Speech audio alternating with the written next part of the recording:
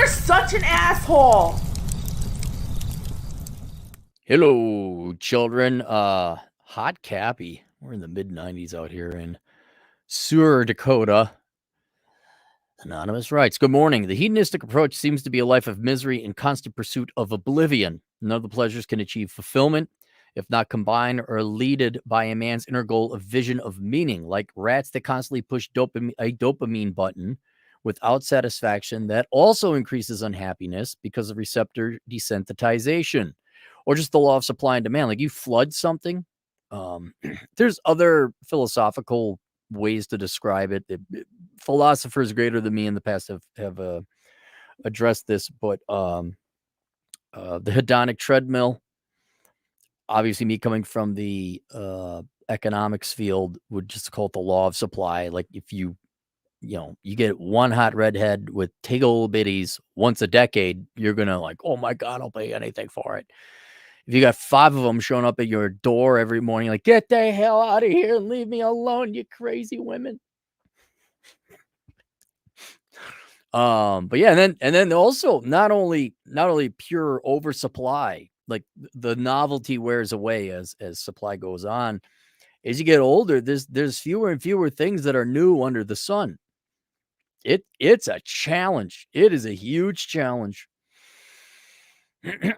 Pleasures always lead to dependency that will get you in an uncomfortable outcome or deserves an adequate amount of time and money to support your vision of life.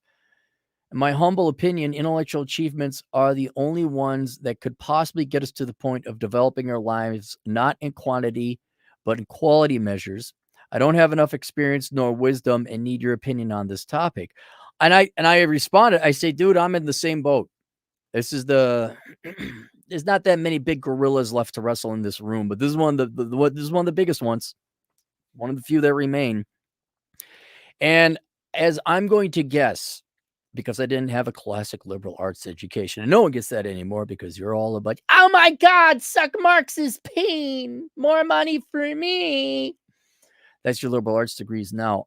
I guarantee I've read it maybe through the Stoics or what limited research I've done on YouTube.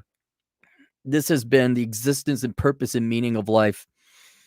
And the hedonic treadmill has been addressed by other philosophers, I guarantee you, thousands of years ago. And other people more informed about what those books are, or what the school of philosophical thought is. Would be, I hope you kindly recommend it in the comment section. But I think it was the Stoics. But yeah, me personally, I had to wrestle with this. I still wrestle with it now.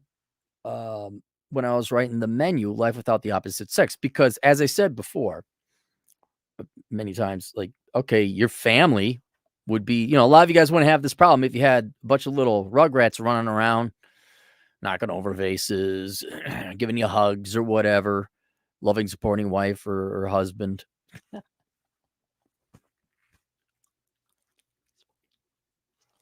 If you had other people in your life, yeah, this would be like, what's the point of a family? Family. I know we make fun of Vin Diesel for it, but it's true. But this is you guys, even if you did have family, the accomplished patriarch would inevitably get to like, okay, now what? Like, is this it? I raised a family and I got grandchildren and all that. There would still be like, what else have I got? Should I be doing something else? And for many young people in the West, you are being fast forwarded to that position because you ain't going to have no family. You're not going to have love. You might have it, but it'll be temporary. Statistically speaking, I'm not being a Debbie Downer. I'm not being black pill. I'm just saying you're going to have it. It'll be temporary. It will either end in divorce and you'll maybe have your kids half the time, or it'll be an unhappy marriage. There's only a 14% chance you're going to be happily married. All right. Even those numbers, I wonder, because that's backwards looking. This is back when women were hot. Okay. I don't know going forward. Oh my God. But even if you were to have this temporary detour through the realm of family and marriage, you're going to be dropped off back here at this spot.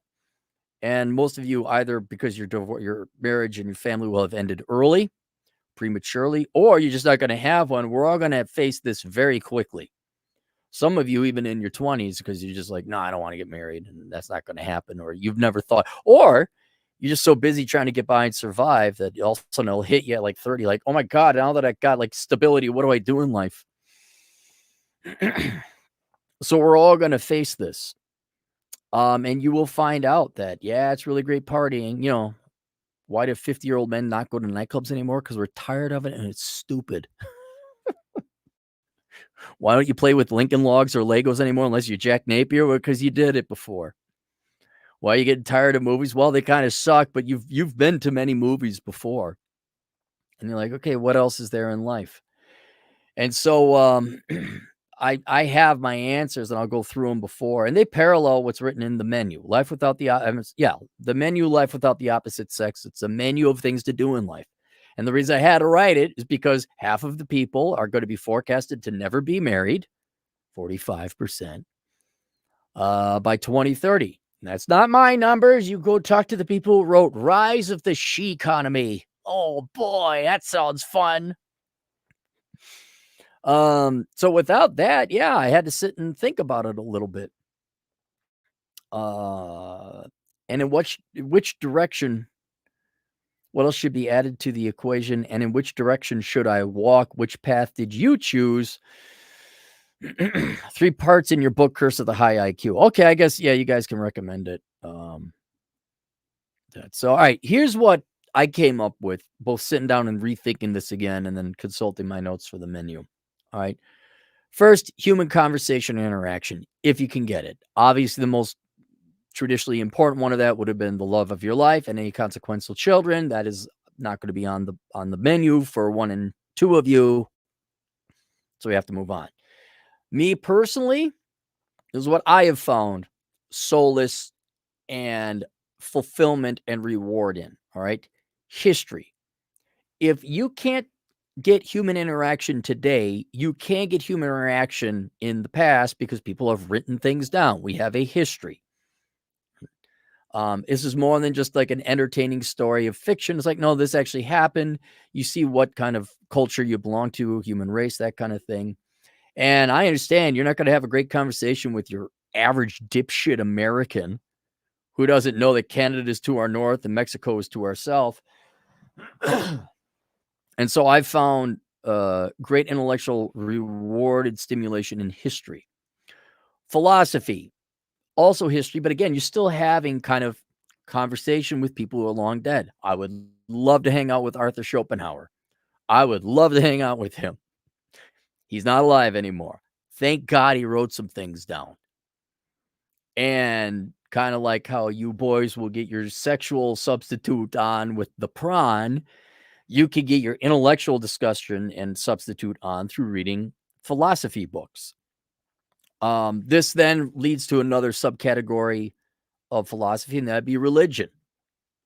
Religion, although you're worshiping a deity or deities, a god or gods, and that's the main point and purpose, and it's more focused on the afterlife and salvation and how do you get there and how do you end up in heaven and not hell. There's that. It still does have some philosophy in it on how and why you should lead your life. All the different religions, like Hinduism, Islam, Christianity, Judaism, and some of the Eastern philosophies, which would be the third category I mentioned before, that Venn diagram or migrate a little bit over into religion. Taoism, Buddhism, Hinduism, that kind of thing. TFM is very versed into the different Eastern philosophies. But whether it's a philosophy or the subcategory of religion, philosophy will say, okay, here's what other men have come through and thought of, and maybe it'll paint a path for you. Religion almost provides a community on top of it and an answer. Now, me, I don't know if I could subscribe to religion, but if, think about how nice that is. Oh, here's this God in the sky, and here's all the right answers. Follow this. And even though it is religious, and those are religious texts, they're still anchoring and bearing in the real world and the secular world. It won't work otherwise. I don't know if it's Leviticus or whatever, like don't bang other people's wives. Well, it's not because that's religious, it's because it's just a general rule to follow. Because it works. Whether you're Christian or not, it doesn't, it'll work for pretty much anyone. So the religion, the added benefit would be community, although not modern day Christianity in the West, because it's like, oh my God, we're so woke and love communism. The star and sickle has replaced the crucifix quite some time ago. But if you're at a real religion, a real church, a real synagogue, and it's not political, there's a lot of solace that comes in. And it's kind of like, okay, this has been answered to you by God. And so just do these things and pray, follow these rules, and live your life in God. And even whereas God might be a literal concept in religion, it could be a metaphorical, not metaphorical, a philosophical concept in that it is a purpose and meaning. So like there's God and he's an entity, an actual being, and there's rules and you could talk to this person or God. But then there's the concept of God where, oh, there's this entity out there. Everything is taken care of. I don't have to worry about the afterlife. And there's a calm and a solace that comes. So that even the philosophical concept of God has some practical, psychological, philosophical benefits as well. So I don't begrudge people, and I'm not your left. Remember, the leftists were so cool and edgy. Oh my God, you're a Christian. Why don't you make fun of the Muslims?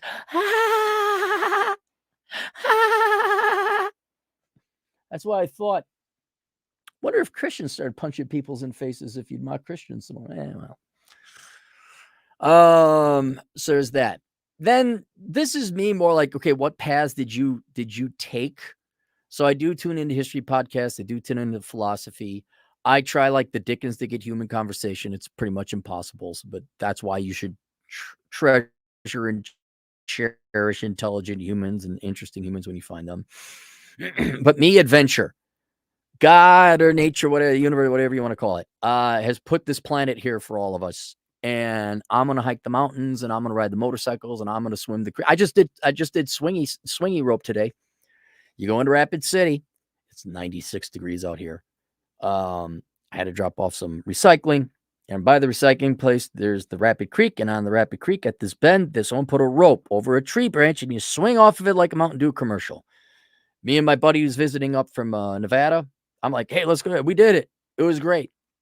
That was okay. Now, is it Indiana Jones and Finding the Lost Ark? No, but we got to do swinging rope.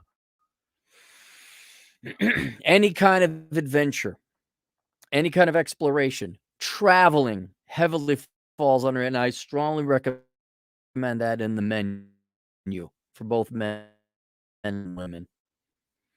One in my research when I was doing the menu was called Epicureanism. I guess this falls philosophy, but I want to break it out because a lot of people say, oh, vice is bad. And I have a philosophical I have an unresolved philosophical issue with vice. I think humans need vice to live. I think it is the spice of life. And I've always said the best vice is sex, especially in the modern day, because you can have sex without having kids. I'm not saying do heroin. I'm not saying do meth. I'm not saying pick up cigarette smoking, because there are bad vices. But there is even the ones that are like, drinking. Okay, technically it's bad. But if you could control it, you're not an alcoholic. Yeah, man. Alan Watts, he loved drinking. Why do you do it? I like it. Go ahead and do it. We pick on Vlad and Atham. These two dopey potheads. They're not potheads. They enjoy marijuana every once in a while and some other things occasionally. It doesn't affect them. They're responsible adults. And whatever that vice is, eating. All right, are you working out? Are you, or are you okay? You're not going to attract members of the opposite sex. You're okay being a little bit overweight, but you're still going to be healthy and exercise and all the having sweets and treats. Absolutely. Absolutely. And so Epicureanism was like responsible hedonism. It was a notch down from hedonism. You practice that until it hurts you, destroys your family, destroys your relationships, kills you. with overdosing and things like that. Epicureanism is a responsible management and use of your vice or your participation in vice. And I found that a very interesting and unheard of until that time philosophy. So hobbies, I guess, would fall under this a little bit. Maybe no, I'm not using it. I was going to say passions. I'm not going to use that. That word means nothing now. I'm passionate about taking men's money through taxation and giving it to causes that won't work because I feel good about myself and that makes me popular in America. I'm a Democrat girl. Gee. I'm not even joking about that. That's 100% descriptive of modern American Democrat females. But hobbies where, I'm going to get into brewing whiskey or distilling whiskey. You don't even drink. I know, but I kind of like the idea. I can like make it, see if it comes out all right. What else are my hobbies? Like crafts, this, I get, is it a vice? Not really. If you're good with woodworking and carpentry. But gardening. I'm trying to think things that aren't going to be your profession, but you take great joy in, and it technically is a waste of time. It is a waste of resources, but you enjoy it and you find something, a Japanese a garden, or was it a Buddhist garden where they have the rake and the bonsai tree cutting, whatever it is. I'm a little bit more adventuresome, obviously, but that Epicureanism, vice and hobbies would be another thing. And then, as always, is production and profession, where it's your career, where it's your job, or whatever it is. Like I am a pilot. I'm a damn good pilot. I am a Uber driver, and I do the best call centers and the quickest. I am, the things I'm proudest of in my life are really dumb when you think I had the fastest response times working security. Because there was competition. I was the best. I was one of the fastest on my bike. I know it sounds stupid, but I was proud of that. Record number of escorts in one night. Probably maybe even still stands to this day, 25 years later. Doesn't really, but I'm proud of that. So some kind of production, or you write a book, man, no better feeling than when you write a book and like you finish it and it's published and the money starts rolling. Not even the money rolling in. It's just like, I'm done. I'm fine. I'm done with it. This is great. As production and profession. And then I would also say athleticism in there somewhere. You should be in physical shape. That's not, I would say, necessary. I think you should work out just for the sake of keeping yourself alive and being in good health. I don't think there's any philosophical reward there. I could be wrong. There's people who work out, maybe find it very spiritual, very rewarding. And hang on. Just let me add this. And so those are kind of the paths or the buckets that I'm putting my pennies into and my resources and my time into. And that's the best I could come up with in my thinking over the years and what I've put into practice. And just so you know, it doesn't put out, it doesn't extinguish it. It's like, oh, now I'm content. It's like, you're like, how many times can you go off a swinging rope? Well, not 1,000 times. How many times can you hike the same peak? How many times can you ride the motorcycle? And then it's like, you got to find something new. It is a constant job. It is a constant challenge. And as I said before, if you had good humans in your life, it's like, oh, I can't, I don't think about existentialism when I hang out with my nieces, just stuffing them full of sugar, take them to the park, feed them fish. I don't think about that. Think about like, I'm going to squeeze your guts out. Should I throw you in the lake? No. Should I throw you in the river? No. Should I throw you in the swamp? No. I got to throw you somewhere. You should throw me nowhere. Nah, I got to throw you somewhere. Those are the rules. By the way, she knows I'm not going to throw into any of those. She laughs. She smiles when I say, where am I going to throw you? But yeah, it's you'll come back home. You're like, oh, is this it? Dude, I listen to podcasts every night before I go to bed. I don't let my brain just, And I will say, I wish I could be religious because then I'd be like, okay, I know what to do. If I actually believe it, oh, this guy said that. This God in the sky said to do these things. That's what I'm going to do, and have faith and believe. And then you wouldn't have this existential crisis or concern, or where you wouldn't have to worry about the afterlife. Like, no, this is what I do. It's all I do. But if you're secular, yeah, these are, barring human interaction, human love, I mean, brotherly, familially, socially, and romantically or lustfully. Ew, grody. You mean sex. Ooh, grody. Barring that, yeah, history, philosophy, religion, adventure, Epicureanism, and then production and profession. now, now, implementing it, came up with a couple notes after this.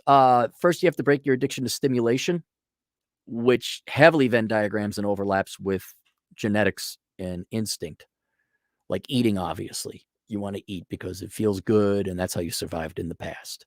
Drugs or alcohol and any other because it makes you feel good.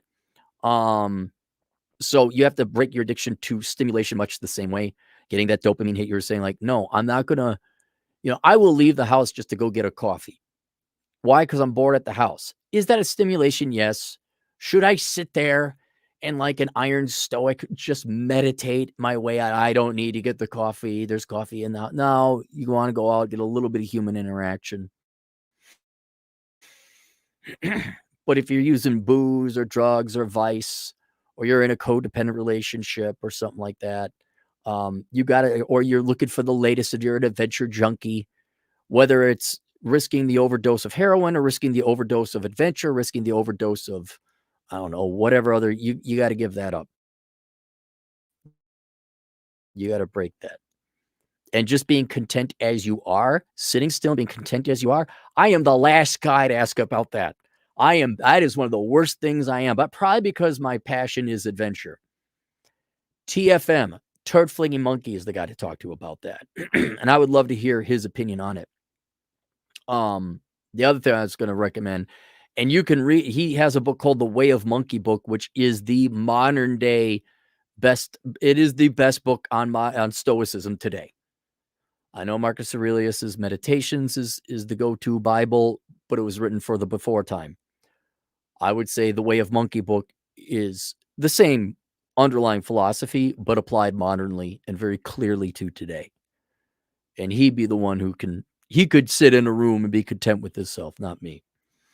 There's meditation. You could do that. I'm not good at it. Not good at it at all. I got wind chimes. That's progress. And I kind of sit and listen to them. I'm like, okay, I've been here 30 seconds. And then mastering stoicism, that's just something you're going to have to do no matter what. Not only for the real world, but for in the romantic world, but the philosophical world as well, your existential world. Like, there's just some things that aren't going to happen. And there would be a perfect example. Like, it sounds like you're struggling to get the answer. Maybe there is no answer, and you and I have to accept that. And then we're not going to achieve contentment, permanent contentment. There is only the pursuit thereof, and it's like, the journey was the trip or whatever. The journey was the destination, some lame ass thing like that. I'd kill to be a kid again because you didn't worry about this. You just like, it was like Calvin and Hobbes every summer. Oh, it's great. Nieces and nephews, they don't. You want to play croquet? You damn right I do, kid. Let's go. You're horrible at it, but let's go play. You're not going to follow the rules. You just want to swing a big club at a sphere. God bless you. All right, let's go play. You did good, kid. You did good. All right, let's get you a donut. Oh, who's that?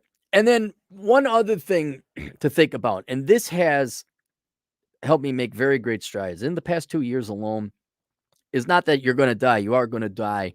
But do you want to have a significant part of your existence being wrestling with these questions that may not have an answer? And I go to anger management. I also try to, it's very similar. Do I want to be angry all the time? No. Do I want to wrestle with these questions? No. You spin through your head all these times. It just means there's no answer to these questions. And all you're doing is stressing yourself out at minimum and frustrating yourself out or making yourself angry or depressed because there is no solution when you should just accept there is no solution. And so I'm trying to make sure the last, 25, 30 years I got on this planet, I am not like, oh, what do I got to do today? No, I'm just going to go do it. Should I have the caramel roll or you have the caramel roll? Should I give the kid 2 hugs or 3 hugs? 3 hugs. A kind of a more simpler version or anecdote to explain the concept of, you're going to die. And therefore, do you want to be in this mental state this entire time or even a percentage of it? Like my nieces and nephews, they will grow up. The nieces especially, they're going to turn into teenagers. And they're going to be statistically likely insufferable pains in the asses, and Uncle Aaron won't be cool anymore. And so we are going to the mulch shop. We are going to the playground. We are feeding the fish. We are going to should we throw you in the creek? No. Should we throw you in the snowbank? No. Because the day is she doesn't want to be picked up by Uncle Aaron, or Uncle Aaron won't be big enough to pick up a full-grown woman. And that would be weird. They're going to want to be on their phones. They're going to want to whatever. They're going to listen and say, hey, my teacher said to cut my tits off because I'm in the 6th grade and know everything. And then, and then the time will be over. That time, they will not be little 4-year-old girls anymore. It will be over. And the question is, did you spend it having fun with them or did you worry about it? And that's why I'm like, yeah, man, anytime I catch myself no, nope. And so and that is a larger subset of the overall philosophy is, do you want to die with regret? And usually that means, okay, take all the shots, ask out the girl, try this thing, sample the things, listen to William Shatner's song called You'll Have Time. Actually listen to it. But it also means it's not only regretting the things you didn't do, it is regretting the poor mental state or the things you worried about or concerned yourself with that ended up ultimately being a waste of time. And so anytime I'm like, hey, do you want to worry about this stuff or do you want to just go have a cigar and chill out? Do you want to worry about this stuff or do you want to not order? Do you want to decree your girlfriend to put on some lingerie and give you a blowjob in the garage? Epicureanism. Nothing bad happened of it. Look, garage blowjobs. Nothing bad has ever. Not in the history of the world has anything bad come of garage blowjobs. Oh my God, that's naughty and nasty. You're right. You shouldn't do it. And you should get cats and get fat and watch reruns of Sex in the City and just, oh my God, dirty, dirty men. Oh, they nasty, gross thing, and they only want one thing. You're damn right. And you find out who has. I gotta wonder. Do you? Younger women still alive today, but these old ladies are all about to die. Do you regret not giving more blowjobs? Do you regret? How bad was it? Don't you wish you were a little bit more risque? Ooh, grody. Okay, fine. I don't know how I don't even notice the billions of people being born, every generation, but it seems to happen. Might as well enjoy it. Do you want to actually be that effed in the head? Think about that. Not to keep picking on them, but think of all the Western women that have this difficult psychological understanding or relationship or have psychological angst associated with sex. Think about, okay, they have angst, concern, worry, or some other word about sex. Wow. And it ends earlier for you gals. I don't know if you knew how that works, and to be on your deathbed, maybe you should have tried to enjoy it a little bit. Maybe you should have had maybe a little bit more risque and adventurous.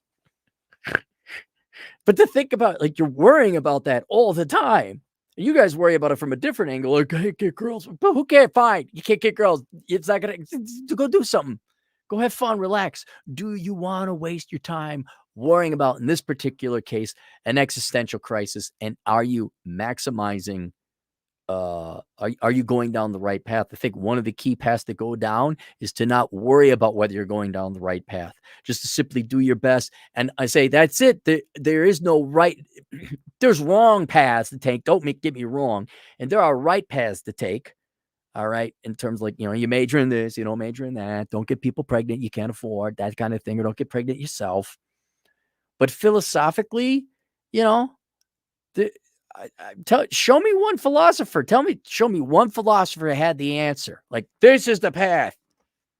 And I think not worrying about necessarily if you're on the right path, but am I doing what I want? Am I making sure I'm not angstful or lessening my current standard in my enjoyment of life?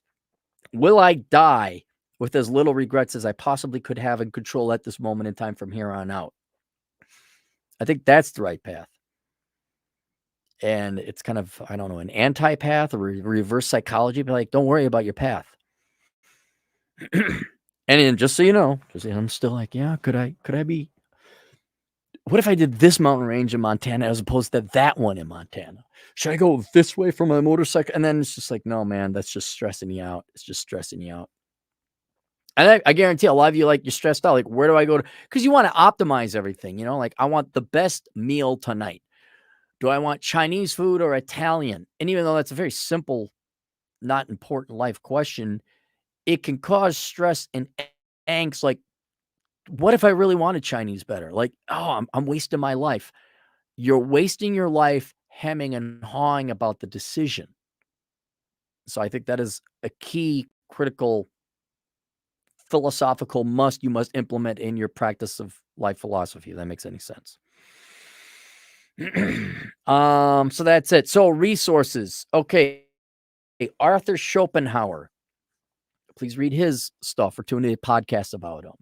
The Way of Monkey book. I mentioned that before. Get that. The Menu. So Arthur Schopenhauer and Way of Monkey book would be more philosophical and spiritual and overarching strategy and philosophy. When it comes to actual execution, I cannot recommend enough for all of you. Please go get The Menu, Life Without the Opposite Sex. It is not about, wascally women don't want to get married. It's not that. It's like, okay, 50% are forecasted. Both men and women are not going to be married. What do you do in life? It is a life purpose book. And so I go through it like a menu. Here's some options. If you are a man, you can read the women's menu. It is not intended for you. There's a co-ed menu. Shareables, my cute appetizers. I'm so cute. But then there's the men's menu, which is written for men. There's the women's menu, which is written for women. Men, if you read the women's menu, you're going to disagree with it. I understand. Ladies, if you're here on my philosophical team, you're going to read and say, that sounds pretty horrible. You're right. It's for women, your average rank and file women, not the deeper, more philosophical, independent-minded types here. Okay? A lot of people are like, I can't believe you recommended that to women. I'm like, are they going to listen to the? It's nothing stopping women from, nothing stopping women from consuming the men's menu. But I don't think they have an appetite for what's on the men's menu. You're only going to eat what you're going to want to eat. So there you go. And then let me go down here. The Dad You Never Had. Fathers, among many other things, have failed their children. The very first chapter I talk about in this course called The Dad You Never Had, offered on Teachable, link below. You could search it, Teachable, Dad You Never Had, you'll find it. But you need a reason to get up in the morning. And so I go through a very foundational, fundamental, like why you should get up in the morning, what's going to get you up. And not like, because you oughta. That goody two-shoes 700 Club, Ned Flanders Christian. Well, you really ought to, because it's really now, if you had religion, it would tell you believe it. You're like, oh, I should get up and do that. I give a secular reason to get up out of bed. Well, what is it? Well, I guess you're going to have to take the course, because I didn't sit there and ponder and think and suffer decades in life. They're like, oh, yeah, here it is for free, buddy. So it starts on, then it goes on to other things. So that's available too.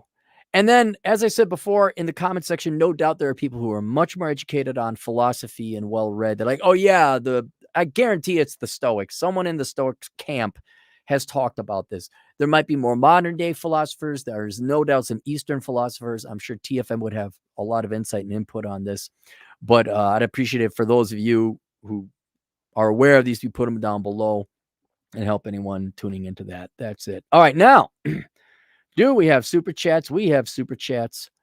Michael Manker, $10. I used to work at a garden landscaping center. The bonsai tree guys were some of the biggest jackoffs I ever met, even worse than dog moms. Like the people buying them, and isn't it you just supposed to prune them and that's it? I can't imagine it taking a long time.